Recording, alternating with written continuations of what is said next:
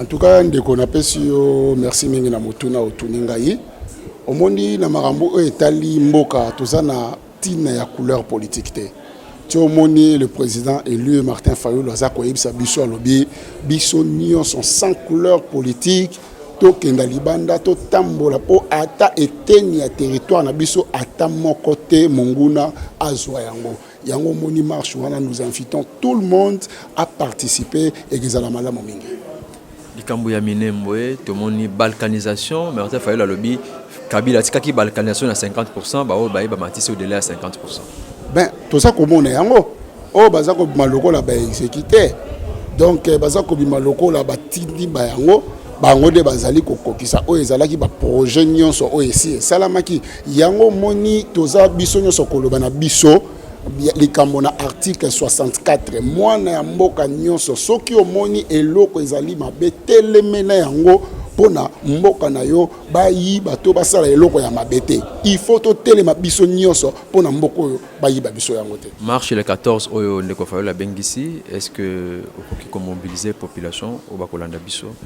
Ngai naza koyebisa bato surtout oya circonscription na ngai ya Funa oyo ngai nazali na Mokumba na yango naza ko bengisa bino nyonso na lobi makambo ya couleur politique te kaka o biso bato ya lamuka te to bengisi bato nyonso po o ezali bwalubwa jitunga ezali likambo ya mboka yango to na besoin na biso nyonso kisasa mobimba intérieur bato nyonso lendi to za nzela to revendiquer o ezali ba posa na biso mboka.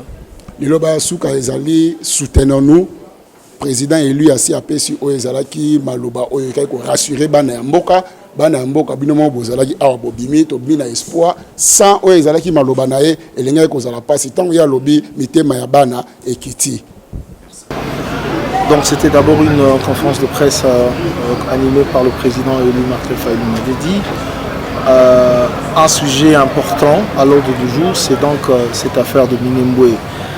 En fait, ce qu'il faut retenir, c'est que la situation de Minembwe est pratiquement la concrétisation de l'application du plan de balkanisation de notre pays. Alors, le président élu a tenu cette conférence aujourd'hui pour appeler les Congolais à se mobiliser autour de cette cause nationale, c'est-à-dire donc se mobiliser pour l'unité nationale et pour barrer la route à la balkanisation du pays. Et donc déjà, l'heure n'est plus au discours. Aujourd'hui, il est question de passer donc à l'acte.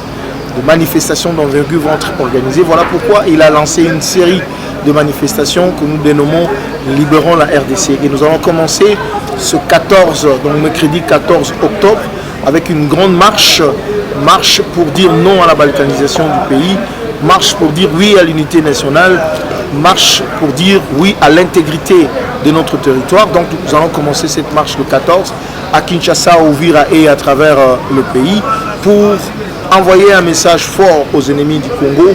Le Congo ne sera jamais balkanisé aussi longtemps que nous serons en vie. L'unité du Congo, la cohésion du Congo restera intacte. Un message au peuple congolais. L'heure est venue pour que le peuple congolais se lève comme un seul homme pour protéger son héritage commun qui est la République démocratique du Congo. Merci beaucoup. C'est moi qui vous remercie. On a vu aujourd'hui un président face à son peuple, à travers les médias, un président responsable, un président patriote qui a levé le ton pour condamner l'agression du Congo, pour condamner la violation de l'intégrité territoriale de notre pays. Le président élu Martin Fayulu, un fin connaisseur du Congo, vous avez vu, carte de la République démocratique du Congo à côté, il a expliqué, explicité même les enjeux. Aujourd'hui, on parle de Minembwe. Minembwe, c'est dans le Congo. Minembwe, aujourd'hui, peuplé par une majorité Tutsi. Il a dit qu'il n'est pas contre les Tutsis, il n'est pas contre la présence des Tutsis. Mais lorsque vous entrez dans un pays, il faut savoir respecter les procédures et les lois du pays. Voilà, on est étonné de voir pour l'installation d'une commune rurale, tout un grand ambassadeur, les ministres, et c'est suspect. Voilà, ceci peut nous donner des indices pour tous ceux-là qui parlent de la théorie du complot contre le Congo, de la balkanisation du Congo. Lui, en tant qu'avant-gardiste, parce qu'il y a un leader qui s'assumait, il a pris le devant. C'est que le président Martin Fayulu dit, n'importe quel politicien Congolais ne peut pas le dire. Et surtout les politiciens majeurs. Pourquoi 80% de ceux qui sont au pouvoir ou en dehors du pouvoir, dans la classe politique congolaise, leur pouvoir provient soit de Rwanda et de l'Ouganda. Voilà pourquoi il est le seul à soutenir la démarche du Dr Mukwege pour la mise sur pied d'un tribunal pénal international pour le Congo. Le message principal est qu'il a voulu éveiller la conscience des Congolais de manière à ce que nous passions aux actes. Entre autres, la grande marche prévue ce mercredi 14 octobre à Kinshasa, dans les provinces et même dans la diaspora, pour que le Congolais dise tout haut que la RDC ne perdra aucune partie de son territoire. C'est une marche pour consolider la paix et l'unité nationale. Cette unité nationale qui semble être ébranlée par les ennemis du peuple en utilisant le tribalisme.